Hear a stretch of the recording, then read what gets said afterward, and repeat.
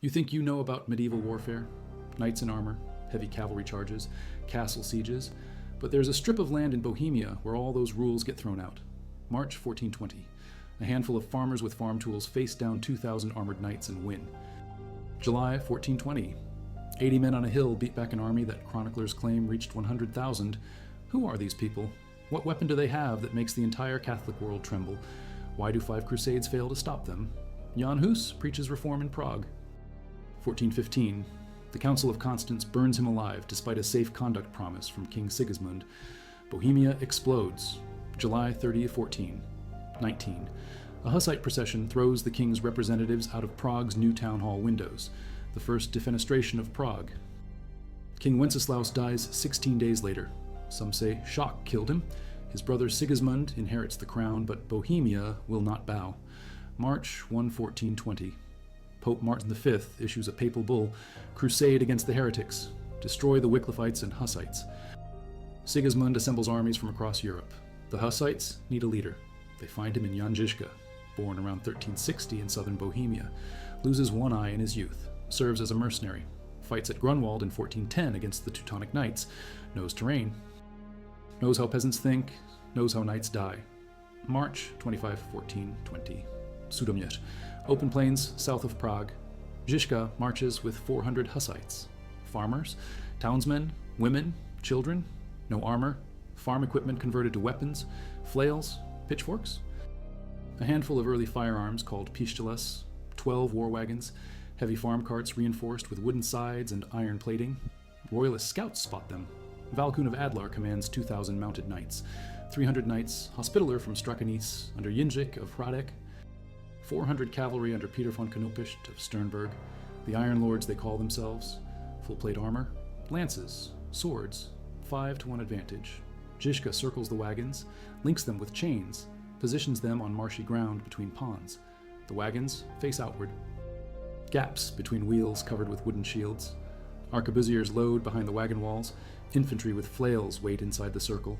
The Hussites raise a white flag. The knights refuse surrender. They want blood, and Jindřich of Hradec charges first. 300 Hospitallers thunder toward the wagons positioned on a narrow dam. The ground forces them into a column. They cannot spread out. Pistola fire erupts from the wagon line. Knights fall, horses scream. Those who reach the wagons find iron-reinforced walls and no way through. Flails swing over the wagon tops. Skulls crack inside helmets. The charge breaks. Jindřich of Hradec dies in the press. Peter von Knopischt sees a weak point on the flank. 400 cavalry wheel and charge. The ground betrays them. Marsh hidden under grass. Horses sink. Knights dismount to advance on foot. 60 pounds of plate armor. Marsh to their knees. They cannot move. Hussite infantry swarms out. Flails designed to thresh wheat now thresh armored men. A flail does not need to pierce. It crushes. Concussion through metal. Knights die standing up. Trapped in mud and armor. Peter von Knopischt escapes this day but dies 3 months later at Witkov Hill. Night and fog descend. Žižka withdraws under cover. The royalists hold the field but count their dead. 9 cavalrymen killed on the Hussite side, 30 captured. Royalist casualties in the hundreds. The news spreads. 400 peasants with carts defeated 2,000 knights. If you value documented medieval military innovation and tactical history like this, subscribe. It is the best way to support our work. Also comment from which city you are hearing this from. Also, this script is researched and factual, using sources from the primary chronicle of Wawrzynek of Brzezova, Susitská Kronika, published 1431, cross-referenced with modern analysis from Victor Verney's Warrior of God, published 2020, and Stephen Turnbull's The Hussite Wars, 1419-36, published 2024 by Bloomsbury. These go deeper than surface overviews, tracking specific troop movements and tactical deployments, verified through archaeological finds at battle sites. Now back to the information. Žižka reaches Tabor, a new settlement founded by radical Hussites, named after Mount Tabor from scripture. Here he builds an army, democratic. 4 captains elected by the people. One is Žižka. Military discipline, stricter than any feudal force. Every man trains. Every woman who can hold a weapon trains. No distinction between soldier and civilian when survival is at stake. Žižka orders mass production of war-wagons. Universal template, 4 wheels, reinforced sides. Gun ports cut at specific heights and angles, heavy enough to stop a cavalry charge, light enough for horses to pull at speed. Each wagon carries crew, pikemen, arquebusiers, crossbowmen, supplies, water, ammunition, a mobile fortress. Bam. Link 300 wagons and you have a fort that moves. June 1214-20. Crusader army reaches Prague. Modern estimates put it at 8,000 soldiers, though contemporary chronicles scream 100,000 to 200,000. Sigismund knows a frontal assault on Prague's walls means death. He decides to encircle, cut supply lines, starve them out. To do this, he must take the fortifications surrounding the city. Vitkov Hill dominates the eastern approaches, overlooks the roads Sigismund needs for supplies. Timber fortifications, walls reinforced with stone and clay, moats dug at the base, freestanding tower on the southern slope, northern flank protected by steep cliffs dropping to the Vltava River. Traditional sources say Žižka defends with 26 men and 3 women. Modern analysis by Czech historian J. Durdick suggests 60 or more soldiers. Maybe Žižka is not even there at first, but the men on that hill have guns and flails and no intention of moving. July 13, 1420. Austrian and Meissen cavalry under Heinrich of Eisenberg cross the Vltava. They advance up Vitkov Hill 1 hour before sunset. The southern approach funnels them into a narrow path. Terrain negates their numbers. They cannot deploy in line. They bunch, timber walls hold, gunfire from above, flails over the ramparts. The defenders give ground slowly, meter by meter. They are being pushed back. Reinforcements break from Prague's Newtown garrison. 50 bowmen confirmed. Unknown number of infantry with axes and flails. They hit the Crusaders from the flank. Through the vineyards on the southern slope. The knights are trapped between counterattack and cliff. Panic spreads faster than fire. They break. They run. Many drown in the Vltava, trying to swim in full armor. Crusader losses between 400 and 500 knights. Hussite losses estimated at 2 or 3 dead. The disparity is staggering. Sigismund's army disintegrates. Hope of starving Prague dies on that hill. Vyšehrad and Hradčany castles soon capitulate. Sigismund withdraws. Vitkov Hill is renamed Žižkov in honor of the victory. The name still stands today, but Žižka is not done. December 21, 1421. Battle of Kutna Hora. Sigismund takes the town. Ethnic Germans rise against the Hussite population. Žižka positions his forces between the town and Sigismund's main camp. He leaves supplies in Kutna Hora. Then the town betrays him. Germans hand it to Sigismund.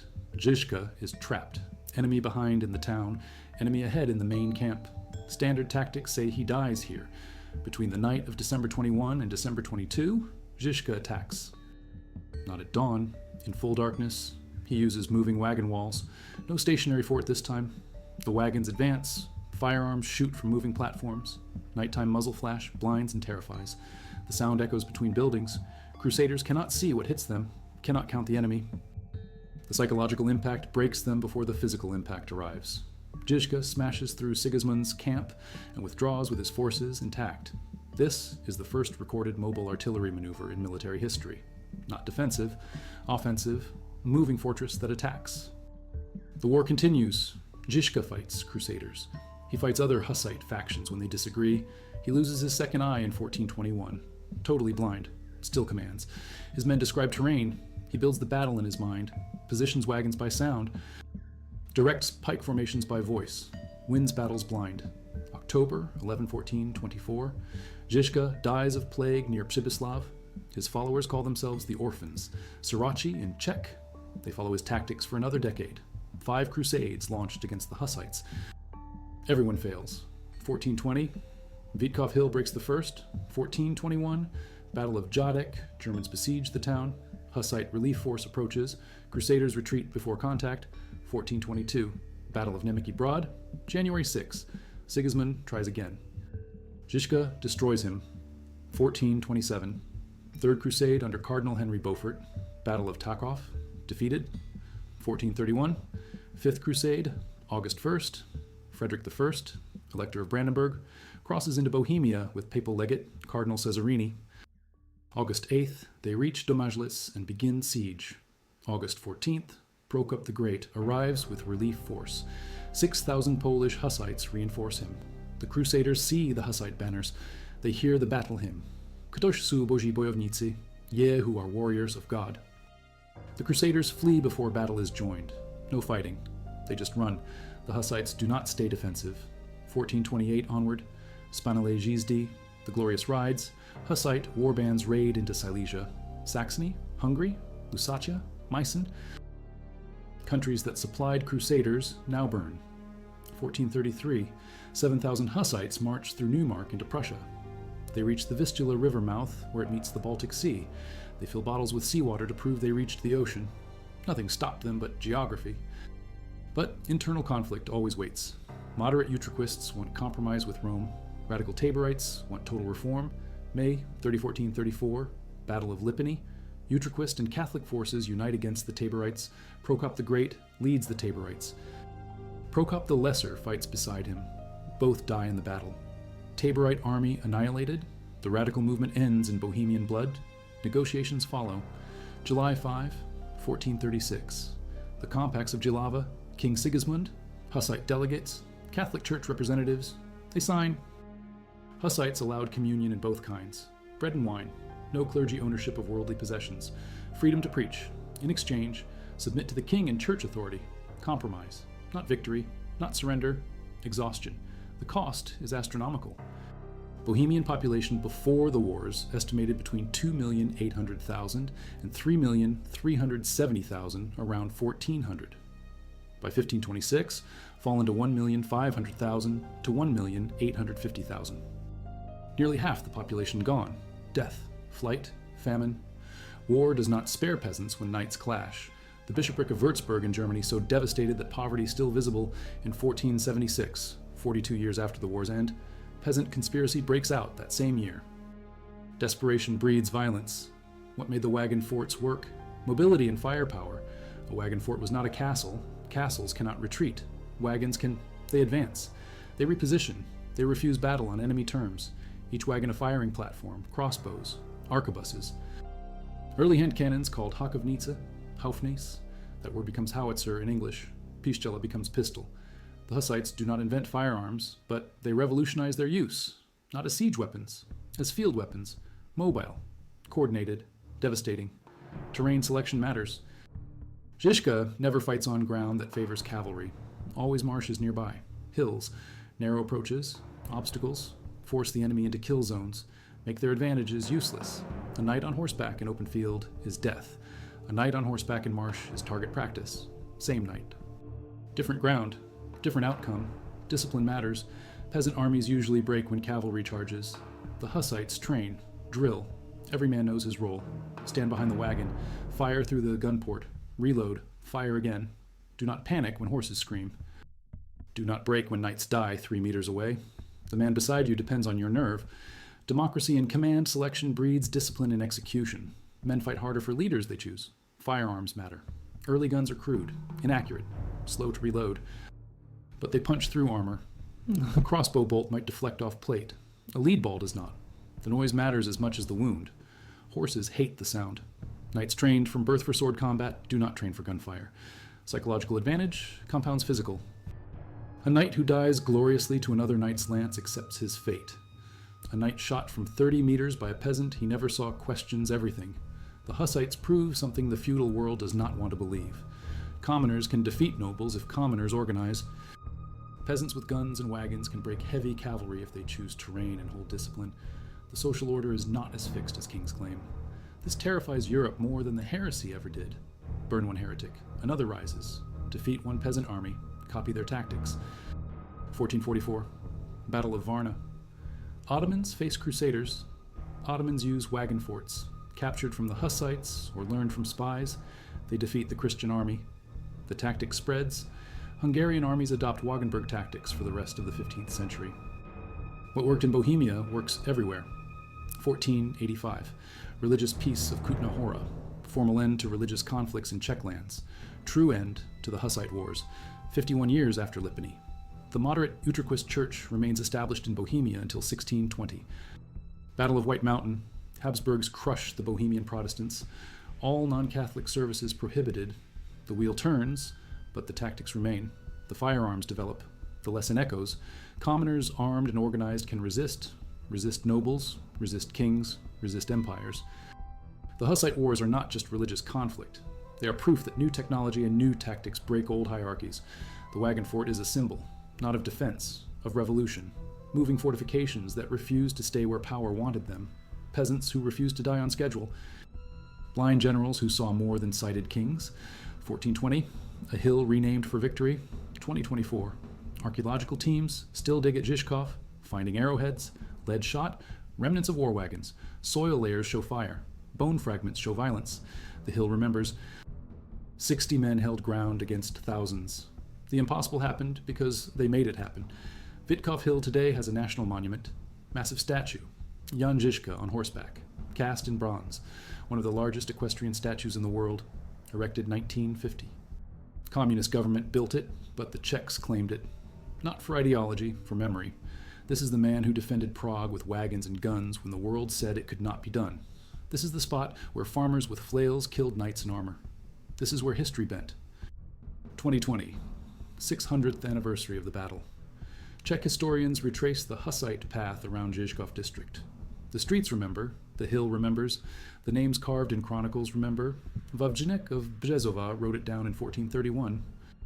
His Husitska Chronika survives. Primary source, eyewitness testimony.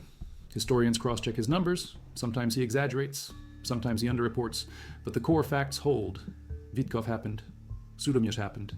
Peasants with wagons shattered Crusader armies 5 times. The evidence sits in archives and grave pits. Recent excavation near Kutna Hora, 2015. Archaeologists uncover mass burial pit. Bone analysis shows trauma consistent with firearm wounds. Lead shot fragments recovered from skeletal remains. Carbon dating to 1421. Right year. Right location. Right wounds. The bones confirm what the chronicles claim. Žižka's night attack at Kutna Hora was real. Men died from guns fired in darkness. Technology and terror combined. The dead do not lie. War-Wagon. Reconstruction in Tabor. Hussite Museum maintains working replicas, built to original specifications from surviving illustrations and written descriptions. 4 wheels. Reinforced oak sides. Gun ports cut at firing height. Chain links on corners for connecting wagons. Weight approximately 1,000 kilograms empty. Requires 4 horses to pull. Carries crew of 10 to 15. Functions as designed. Czech historians test them. Link 15 wagons. Form defensive circle. Time required 7 minutes with trained crew. Historical accounts claim Hussite forces could form a wagon fort in under 10 minutes under combat conditions. The replicas validate the chronicles. Firearm evolution during the wars is documented. Early pistolas from 1419 are simple tubes, handheld, loaded from muzzle. No trigger mechanism, just touch hole ignited by slow match, weight approximately 3 to 5 kilograms, effective range maybe 30 to 50 meters, accuracy terrible. But behind a wagon wall firing into massed cavalry, accuracy does not matter. Volume of fire matters. By 1424, Hakovniks appear. Heavier, hook on barrel to brace against wagon wall, absorb recoil, larger bore, more powder, more range, more punch. Technology accelerates under pressure of survival. Necessity drives innovation faster than peacetime ever could. Czech firearms legislation in 1524. Zřízení o ručnicích, enactment on firearms. Civilian ownership of guns becomes matter of course. A right to bear arms codified 600 years ago. Legacy of the Hussite Wars, when peasants saved the kingdom with guns. The kingdom could not later deny them guns. Social contract written in gunpowder and blood. This is not American Second Amendment. This is Czech 1524, earlier by 267 years, born from proven need. When the Crusades came, armed citizens held. When the king could not protect them, they protected themselves. The law acknowledged reality. Diet of Czaslav, 1421. Formal legal duty established. All inhabitants must obey call to arms of elected provisional government, not for feudal lord, not for church, for defense of country. First time in medieval European history, citizenship duty disconnected from feudal obligation, democracy of survival. When everyone is target, everyone is soldier. The Hussites did not plan social revolution. They needed soldiers to survive. Revolution came as side effect. Prokop the Great takes command after Žižka dies. Different style, same tactics. He leads the glorious rides deeper into enemy territory. 1428 to 1432. Raids reach Bavaria, reach the Baltic. One raid penetrates to Gdansk, 900 kilometers from Prague. Through hostile territory, living off plunder, spreading terror, German princes pay tribute to make them leave, cheaper than fighting. Hussites return to Bohemia richer. This funds the war. External raids subsidize internal defense. Economics of survival. But Prokop the Great dies at Lipany, 1434. His head is taken, his body dismembered. Moderate Hussites and Catholics show no mercy to the radicals. Civil war is always bloodier than foreign war. The Taborites represented pure revolution. No compromise with Rome, no compromise with feudal order. Total reformation of church and society. That vision dies with them in a Bohemian field. The Utraquists who survive are willing to negotiate. They accept compromise, communion in both kinds, some autonomy, submit on everything else. Revolution contained. The Taborite graves at Lipany are rediscovered in 1863. Archaeological excavation, mass burial pit, 473 skeletons, all male, fighting age, trauma on bones from edged weapons, blunt force, arrow wounds, gun wounds. The Taborites died hard. Some killed each other rather than surrender, rather be dead than Catholic. That level of commitment ended at Lipany. Moderate Hussitism survived another 186 years. Radical Hussitism died in 1434. But the military lessons survive forever. Wagon fort tactics are studied at military academies today. Mobile defense, firepower concentration, terrain exploitation, combined arms coordination, these are not archaic concepts. These are fundamental. The Hussites applied them 500 years before modern armies codified them. Žižka is recognized as one of history's great commanders, never lost a battle, fought outnumbered repeatedly, won blind, died undefeated by enemy action. Plague took him, not soldiers. His legacy is Czech military tradition. His tactics are NATO doctrine refined. The methods change, the principles endure. March 1420. 400 peasants with 12 wagons face 2,000 knights at Sudomněs. The peasants position wagons on marsh. The knights charge into death. 9 Hussites dead, hundreds of knights dead. July 1420. 60 Hussites on Vitkov Hill face thousands of Crusaders. The Crusaders climb into gunfire and flails. 2 or 3 Hussites dead, 400 to 500 Crusaders dead. December 1421. Žižka attacks at night with moving wagons at Kutna-Hora. Firearms in darkness, terror made weapon, Crusaders broken without seeing their enemy. These are not legends, these are records, chronicles, excavations, soil cores, bone pits, lead fragments. Museum replicas that function, tactics that work when reconstructed, the evidence stacks, the Hussites happened, the wagon forts worked, peasants with discipline and guns stopped crusades 5 times. The Catholic Church and Holy Roman Empire combined could not break Bohemia for 15 years, not because Bohemia was strong, because Hussites made strength from weakness, turned farmers into soldiers, carts into fortresses, faith into fury. This is the story the chronicles tell. This is the story the bones confirm. This is the story a hill named Žižkov proves every day it stands. The impossible is possible when there is no other choice. The Battle of Sudomněs, the Siege of Prague, the Battle of Vitkov Hill, the Battle of Kutna-Hora. 5 anti-Hussite crusades launched. 5 crusades failed, not because Crusaders were cowards, because Hussites made cowardice rationale. When you see your vanguard drown in marsh wearing 60 pounds of armor, when you watch cavalry charge up a hill and come back dead on stretchers, when night attacks with invisible guns kill your sleeping camp, when wagon forts refuse to break under lance and arrow, when every assault costs hundreds dead and gains nothing, retreat starts looking wise. Self-preservation is not cowardice. Recognizing futility is intelligence. The Crusaders learned. The Hussites taught them with blood and fire and immovable wagons. 1420 to 1434, 14 years of war. Bohemia survives. Hussitism survives in modified form. The tactics spread across Europe. The lessons written in military history textbooks 6 centuries later. The modern tank is the wagon fort's descendant, mobile fortress, firepower, protection, mobility, same concept, different technology. The Hussites saw it first, proved it worked. Paid for the proof with their lives and their enemies. Lives. Recent dendrochronology study of surviving wagon remnants in Czech museums, published 2019. Tree ring analysis dates wood to 1419 through 1425. Right time frame. Oak species native to Bohemia. Construction techniques match contemporary descriptions. Tool marks consistent with 15th century carpentry. These are actual Hussite war wagons, not replicas, original artifacts. You can see them, touch the wood that stopped cavalry. Stand where gunners stood. The past is not distant when you can put your hand on it. This is what 7,000 Hussites did to 25,000 Crusaders at the peak of their power, except the numbers are propaganda. Chronicles love exaggeration. Modern analysis is more modest.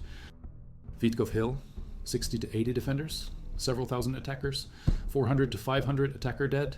Sudomněs, 400 defenders, 2,000 attackers, hundreds of attacker dead. The ratios still stagger, 10 to 1, 20 to 1, 50-1 casualty exchange. These are not normal battles. These are slaughters running backward. The strong die, the weak survive. Technology and tactics reverse nature's law.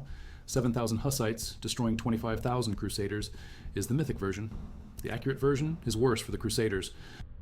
Repeated smaller battles over 15 years where outnumbered Hussites consistently maul numerically superior enemies. Not one epic clash. Dozens of engagements. The Crusaders kept coming. The Hussites kept winning. That is more humiliating than one massive defeat. One defeat is bad luck. 15 years of defeats is systemic failure. The failure to adapt, the failure to learn, the failure to recognize that war changed and they did not. Firearm proliferation after the Hussite Wars is measurable. 1419, firearms rare in Bohemia. Imported, expensive. 1434, every town has gunsmiths, every household permitted firearms, mass production, standardized designs, civilian ownership normalized, military necessity became civilian right. The Czechs did not disarm after the wars ended, they stayed armed. Smart decision. Holy Roman Empire did not forget. Habsburgs came back in 1618. Bohemian revolt. Czechs lost that time. But they remembered the wagon forts, remembered Zizka, remembered that peasants once won. Memory of victory matters even in defeat. This is the story no one tells. The Crusades that failed, not in the Holy Land, in Europe, against Christians, who used better tactics. The Hussites were not exotic, not foreign, not pagan, Czech, Christian, European, using European technology better than Europe. That is the knife twist. The Crusaders lost to people who should have been easy targets. Heretics without nobility, without tradition, without right to resist, but they resisted anyway, and they won. That is the lesson princes did not want spreading. That is why the story gets minimized. But the story sits in archives. Wawrzyniec of Brzezowa's Chronicle, Jan Žižka's tactics manuals preserved, papal bulls calling the Crusades, letters between kings discussing the Bohemian problem, archaeological digs confirming battles. The story is there for anyone who looks. Most do not look. Most remember Agincourt. Most remember Crécy, English longbows beating French knights. That story is safe. English nobles beating French nobles. Order preserved. Hierarchy maintained. But Czech peasants beating Crusader knights with farm carts and early guns. That story is dangerous. That story says the bottom can beat the top if the bottom organizes. So that story gets forgotten. Not erased, just forgotten. Left in archives, left in bone pits, left on a hill in Prague, renamed for a blind general, the Battle of Witkov Hill. July 1420. 60 defenders, thousands of attackers, 400 dead attackers, 2 dead defenders. The ratios do not lie. The hill does not lie. The monument stands. The bones wait in museums. The story is true. The impossible happened. 7,000 Hussites did not destroy 25,000 Crusaders in one battle. Worse, they beat them in dozens of battles over 15 years. Beat them until Crusades stopped coming. Beat them until the church negotiated. Beat them until peasants with guns became fact of life. That is the story. That is what the bones say. That is what the hill proves every day the sun rises over Žižkov. You think you understand now. The wagons, the guns, the blind general. You have seen how a handful of peasants broke the greatest armies in Europe. But the how is only half the story. The machine is nothing without the ghost that drives it. The tactics are useless without the belief that makes men willing to die for them. To understand the Hussites, you must understand their fire. Not the fire of their guns, the fire in their souls. It was a fire lit by one idea, an idea so powerful it shattered a kingdom and humbled an empire, an idea symbolized by a simple cup, the chalice. It begins not with a weapon, but with a sacrament. In the Catholic Church of the 15th century, the laity receives only the bread during communion, the host. The body of Christ, the wine, the blood of Christ, is reserved for the clergy. The priests alone drink from the chalice, a separation, a hierarchy written into the most sacred ritual of the faith. The shepherd is closer to God than the flock. Jan Hus and his followers read the scripture.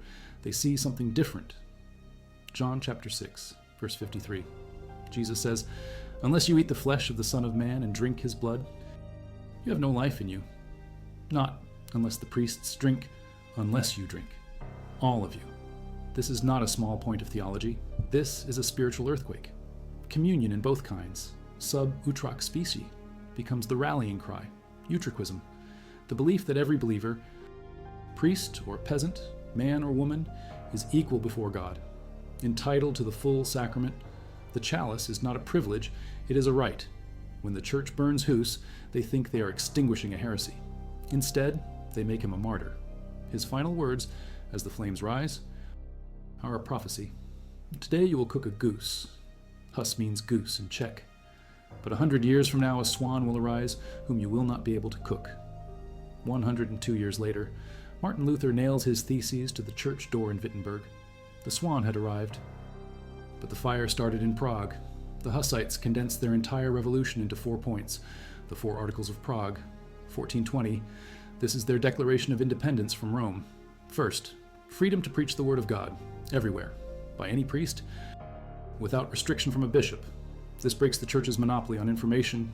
The people have a right to hear the gospel in their own language, from preachers they trust, not filtered through a corrupt hierarchy. Second, communion in both kinds, the chalice for all. This is the great equalizer. No spiritual distinction between clergy and laity. In the eyes of God, all souls are of equal worth. Third, the poverty of the clergy. Priests should not own vast estates. They should not live in palaces. They should not wear robes of silk and gold. They must renounce worldly wealth and power, just as Christ and the apostles did. The church was one of the largest landowners in Bohemia. This was not just a spiritual demand, it was an economic revolution, a direct assault on the feudal power structure. Fourth, the punishment of mortal sins, all mortal sins, for everyone, equally. A peasant who steals a loaf of bread is punished. A priest who takes a mistress is not. A commoner who commits murder is hanged. A bishop who orders a massacre is promoted. The Hussites demand one law, God's law. For the noble and the commoner, the priest and the peasant, no one is above it. You must understand what these 4 articles meant. This was not a negotiation. It was a demolition order for the medieval world.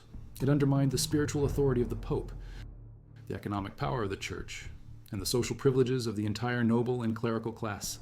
This is why the Crusades came, not just for heresy, for survival. The kings and princes of Europe understood, if this idea takes root in Bohemia, it can take root anywhere. If Bohemian peasants can defy the Pope, so can German peasants, or French peasants, or English peasants. The Hussite rebellion had to be crushed, not just defeated, erased from memory. To fight this war, the Hussites created a society as radical as their theology. Look at Tabor. Not just a fortress, a new world in the making. When it was founded in 1420, it was a commune, all property held in common.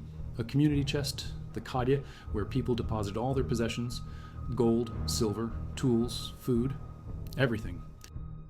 It was redistributed according to need, from each according to his ability, to each according to his need. 400 years before Karl Marx, they abolished taxes, rents, feudal duties. They declared a new age. The second coming of Christ was imminent. Tabor was the city of the elect. The New Jerusalem. All men were brothers, all women were sisters, no lords, no serfs, only warriors of God. This apocalyptic fervor fueled their discipline. A Crusader knight fought for his feudal lord, for plunder, for glory. A Hussite farmer fought for the salvation of his soul and the creation of God's kingdom on earth. He did not fear death, he welcomed it. Martyrdom was a ticket to paradise. How do you defeat an army that believes it has already won the only war that matters? This faith gave them their courage. It made them stand firm behind the wagon walls when 2,000 armored knights charged at them across an open field. The knights saw peasants with farm tools. The peasants saw themselves as the archangels of the apocalypse, sent to cleanse the world of sin, and their weapons reflected this. They were not the weapons of nobles. They were the tools of the people, transformed. The flail. In peacetime, it's a wooden staff with a shorter, free-swinging stick attached by a chain or leather thong. You use it to beat harvested wheat, to separate the grain from the chaff. In the hands of a Hussite, it becomes an instrument of terror. They reinforced it, added iron studs or spikes to the swinging end. It is not a weapon of finesse. It requires no fine training, just strength and fury. A sword can be parried. A lance can be deflected. A flail cannot. It swings over the top of a shield. It wraps around a sword block. It delivers crushing, bludgeoning force. It does not need to pierce plate armor. It caves it in. It breaks the bones beneath. It turns a knight's greatest protection into a steel coffin. The psychological impact was devastating.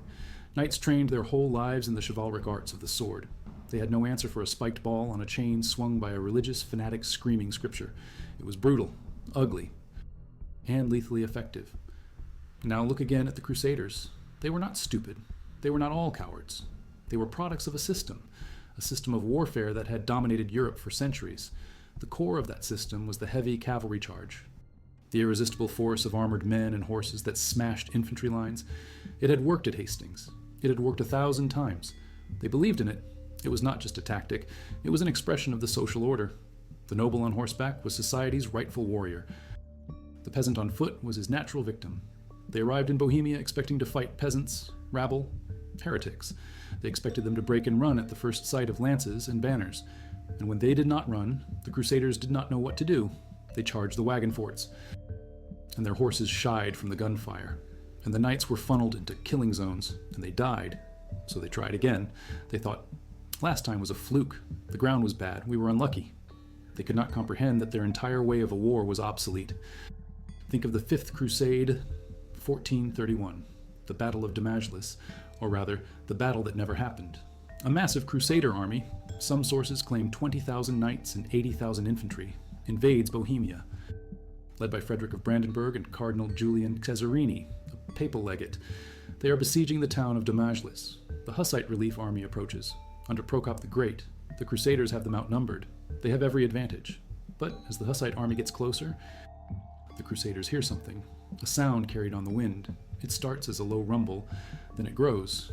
It is the sound of thousands of iron-shod wagon wheels moving over the earth. And above that sound, another, thousands of voices singing a single, thunderous hymn. Ktoś su Bożi bojownicy, ye who are warriors of God. The Crusader army dissolved. They did not wait for contact. They did not see the enemy. They heard the song and they heard the wagons. And they remembered the stories from Witkov Hill, from Kutna Hora, from Tachov. They broke. They ran. Knights threw away their armor to flee faster. The papal legate, Cardinal Cesarini himself, disguised himself as a common soldier to escape. He lost his cardinal's hat, his robes, and the papal bull authorizing the crusade. The Hussites captured the entire Crusader baggage train without a single fight. They were defeated by a song, by a memory, by their own terror. Žižka had been dead for 7 years, but his ghost defeated the Fifth Crusade. The war did not just change Bohemia.